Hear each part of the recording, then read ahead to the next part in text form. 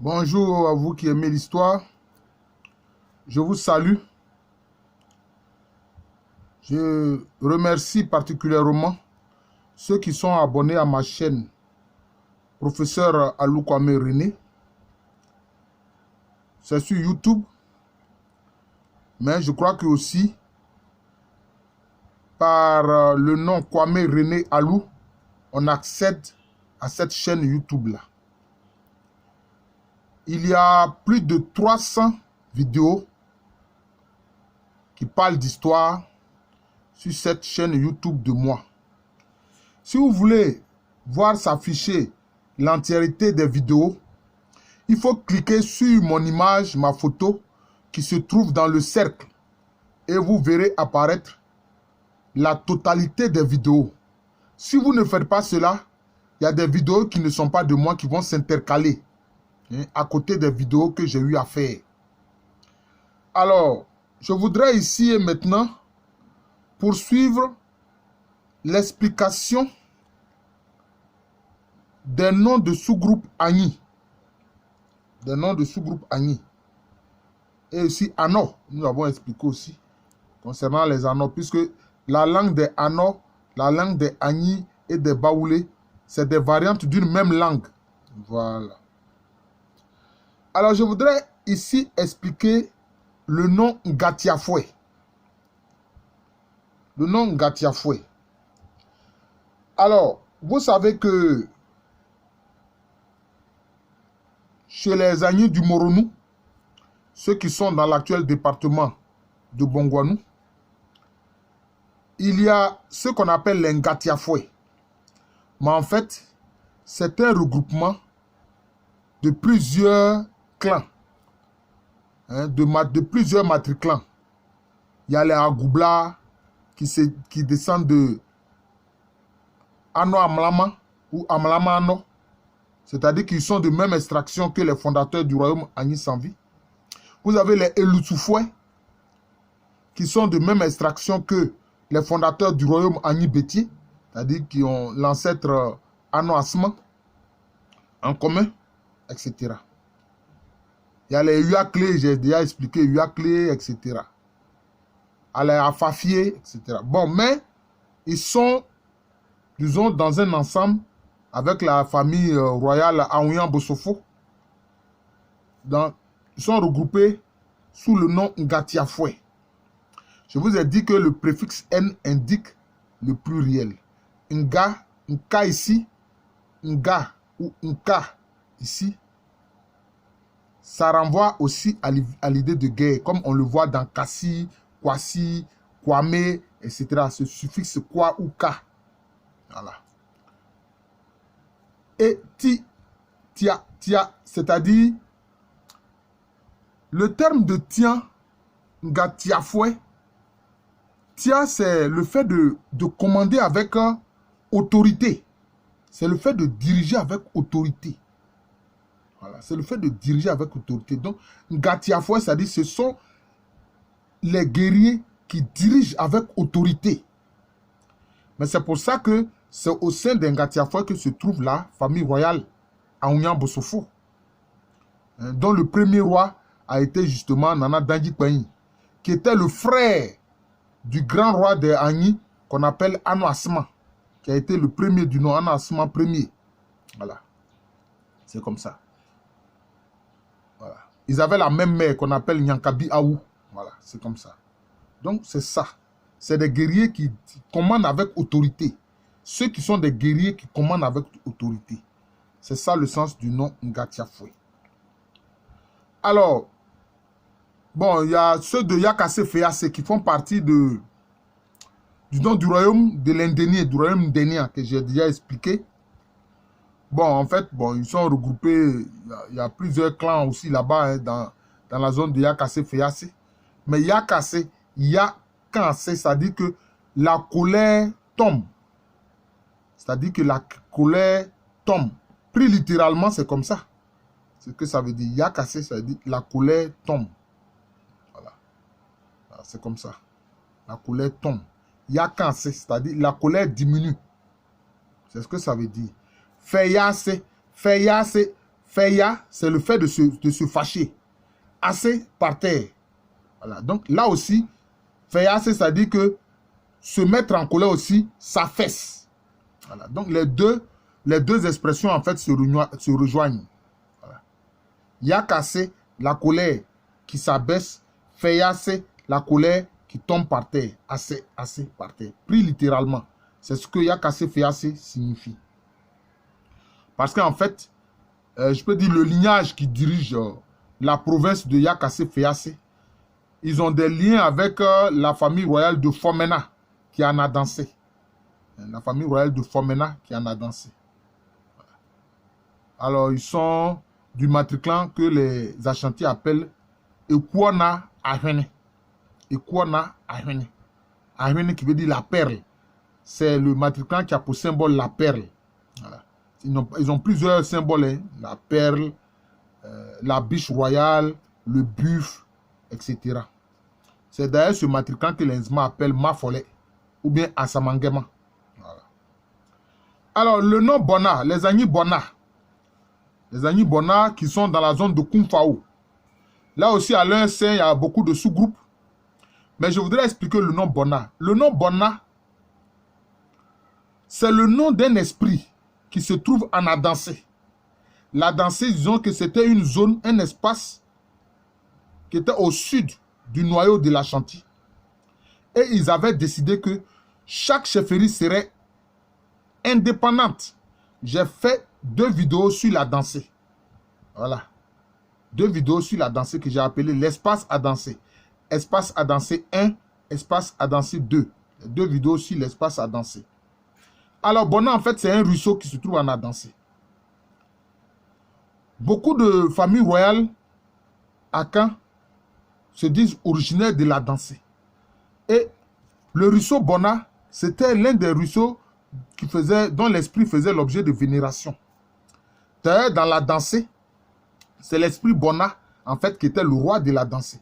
Parce que chaque chefferie était indépendante. Et c'est au nom de cet esprit Bona-là qu'ils ont juré de ne pas chercher à se dominer les uns les autres, mais à garder des chefferies qui sont indépendantes et autonomes les unes des autres. Mais Bona, ça veut dire quoi? Ça veut dire Mbona. Bon, je vous ai dit aussi que c'est un nom ancien qui désigne les guerriers. C'est de là aussi que vient Bono. Voilà. Bono. Mais ici, Bona, le suffixe, le suffixe na indique, disons, le matriclan. C'est-à-dire, si vous voulez, on peut dire le clan des guerriers. Ce suffixe na là, c'est ce qu'on voit à travers les noms des matriclans tels que Aduana, Ekuona, Agona. C'est comme ça. Voilà. Donc, c'est cet esprit-là. D'ailleurs, c'est ce qui fait que dans l'Agni Bona, les chefferies étaient indépendantes les unes des autres parce qu'ils avaient juré au nom de cet esprit-là que les différentes chefferies dans l'Agni Bona seraient indépendantes les unes des autres. Malheureusement pour ces chefferies Agni, le roi des Brondiamants est venu leur faire la guerre et les a vaincus. Mais quand le roi des Brondiamants les a vaincus, il a décidé que les Dengasso représentent tous les Agni Bona à sa cour. Donc c'est le chef de Dengasso, c'est lui qui vient parler au nom de tous les Agni Bona. Or, Dengasso, cela veut dire quoi? C'est-à-dire ce qui est agréable. Ngasso, c'est-à-dire ça ne demeure pas tout le temps, ça ne reste pas tout le temps. Dengasso, c'est-à-dire ce qui est doux ne demeure pas tout le temps. Ce qui est agréable ne demeure pas tout le temps. Cela veut dire simplement que ça finit par prendre fin. Ce qui est agréable finit par prendre fin. Alors, concernant le nom Ahua, je crois que j'ai eu à expliquer le nom Ahua lorsque j'ai parlé des Baoulés. Ahua, ça indique simplement le nom d'un matriclan qui a pour symbole le chien et le feu. Ahua, à l'origine, c'est un matriclan qui a pour symbole le chien et le feu. C'est ça, le nom Ahua. Voilà, Ahua. Les Ahua, on les trouve un peu partout. Hein. Ils sont à Niansoué, dans l'Agni Indénié ou l'Agni Indénié. Ils sont aussi dans la zone d'Ara, dans la région d'Ara, dans le Moronou, notamment à Krigbe, à Bongwa, etc. Ce sont des Ayua. Mais ce matriquant, l'Enzma l'appelle Ndouafo. Ndouafo, c'est-à-dire ceux qui sont du matriquant du chien. Donc, pour symbole le chien. Chez les Ashanti, ce matriquant est appelé Aduana. Aduana. Quelquefois, on ajoute Abradé. Voilà. Aduana, Abradé. Maintenant, le terme de Abradé, il faut que je l'explique aussi. Notamment, vous avez les agneaux Abradé d'Abradinou. Voilà. D'ailleurs, la famille royale du Bronze Diamant était Aduana Abradé. Ils sont de ce matriquant-là. Mais Abradé, il faut que je l'explique. Abra, c'est un terme cuit, un terme dans les langues akan qui veut dire ce qui est lourd. Ce qui est lourd. C'est pour ça qu'on dit Abraham. Dans les salutations, akan, quelquefois, quand on salue certains, ils répondent Abraham. Ça veut dire ce qui est lourd. C'est pour ça que le jeune, en langue cuit, est appelé Abrantier. Voilà. Parce que lui, il a la force encore. Il est lourd. Le jeune, lui, il a la force. Mais le vieillard, à Kokra, lui, il est vieux, il n'a pas de force. Voilà. Donc, dans le mot abradé, bras, c'est ce qui est lourd. Voilà, c'est ce qui est lourd. Donc, abradé, c'est simplement ceux qui sont lourds et qui sont assis, qui sont installés. Voilà. C'est une fraction du nom, d'ailleurs, Aduana Abradé, du matriquant Aduana Abradé. Voilà, c'est comme ça. Du matriquant Aduana Abradé. Et, d'ailleurs, ce matriquant Abradé spécifiquement, chez certains autres Agnis, il est appelé Sawa. Il est appelé Sawa. C'est ainsi que dans le Moronou, vous avez, disons, les Agnis du Moronou qui sont dans la sous-préfecture actuelle de Mbato. Dans la sous-préfecture actuelle de Mbato, ben, ce sont des Agnis Sawa. Ce sont des Agnis Sawa. Voilà. Bon, comme je l'ai expliqué là, dans le cas de Asewe, bon, mais là c'est différent. Sawa, ça c'est ce qui est, ce sont les guerriers. Wa, ça dit ceux qui sont nobles. Voilà, les guerriers nobles. Vous voyez que ça ressemble à Asewe ou Asawa. Voilà, c'est comme ça. Ceux qui sont des guerriers nobles, Asawa. Voilà. Donc, le matriquant que les FIFO appellent Abradi. Donc, en fait, c'est la même branche du matriquant Aduana Abradé. Mais tantôt, on sépare Aduana et puis Abradé. Voilà. Mais chez les Agnis, ce matriquant est appelé Sawa. Chez les Nzma, d'ailleurs, ils disent Azawa. Les Nzma disent Azawa, vous voyez. Donc, c'est cela. C'est cela. Donc, je viens d'expliquer Abradé, c'est-à-dire, disons, ceux qui sont lourds et installés. En fait, cela fait référence, je peux dire, à la puissance. Ça fait référence à la puissance, à l'idée de puissance. Voilà. Parce que dans l'esprit, ce qui est lourd est puissant. Si c'est lourd, là, vous aurez des difficultés à soulever cela, à porter cela. Voilà. Donc, c'est de là que vient le nom Abradé. D, ça veut dire installé, établi. Voilà. Vous avez le nom aussi sans vie. Voilà, comme les sans-vie qui sont dans la région d'Aboisseau. Les sans-vie qui sont dans la région d'Aboisseau. Les sans-vie qui sont dans la région d'Aboisseau. Ce royaume, dans la région d'Aboisseau, est appelé royaume sans vie. Là aussi, ce que je dis souvent, mes dévanciers, ceux qui veulent expliquer quelquefois les noms à partir de la langue Agni qui se parle actuellement, se trompent. Il faut souvent faire attention et faire référence à la langue Tui. Parce que tous les anciens là, ils parlaient ou comprenaient Tui. Même s'ils ne parlent pas, ils comprennent le Tui. Parce que tous les textes tambourinés au départ étaient en langue Tui. Souvent, je le répète. Donc ça veut dire guerrier. Vie, ça veut dire au milieu. Voilà. Sans vie, ça veut dire au milieu des guerriers. C'est-à-dire la famille royale du sans-vie dit, ou si vous voulez, le roi du sans-vie dit que lui, il est au milieu de ses guerriers, il est au centre de ses guerriers. C'était comme ça. Et quand vous regardez la configuration géographique, ou si vous voulez, géopolitique et sécuritaire du sans-vie, c'était comme ça. D'abord, la famille royale était d'abord dans la forêt de Siman, qui n'est pas d'ailleurs loin de Krendiabo. C'est de la forêt de Siman que la famille royale, qui est justement la famille Oyokofwe, hein, Oyokofoué qui fait référence au clan Oyoko. D'ailleurs, la famille royale des Ashanti aussi est de clan Oyoko.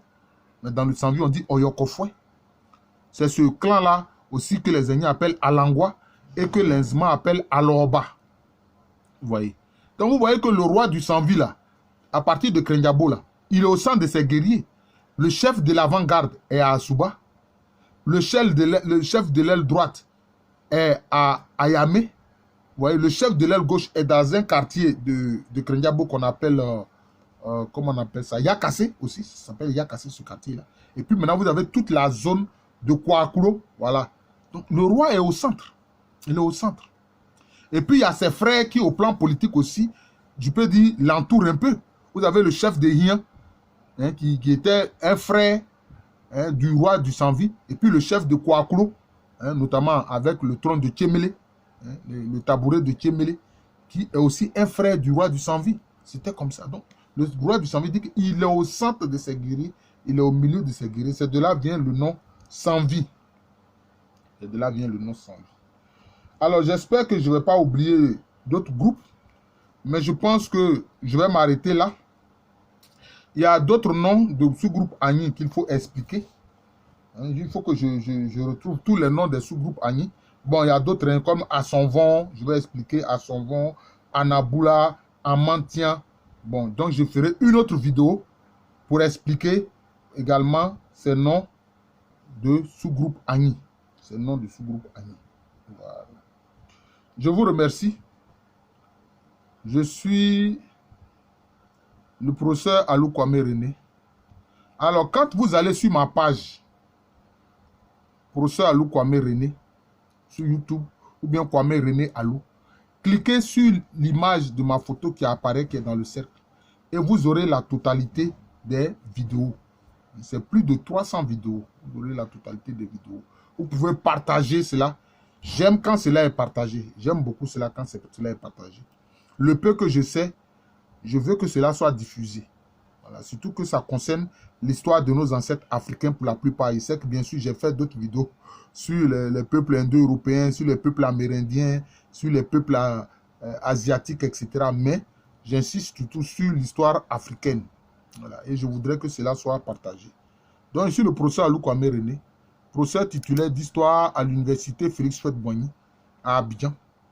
C'est en Côte d'Ivoire, un pays situé en Afrique de l'Ouest. Merci et à bientôt.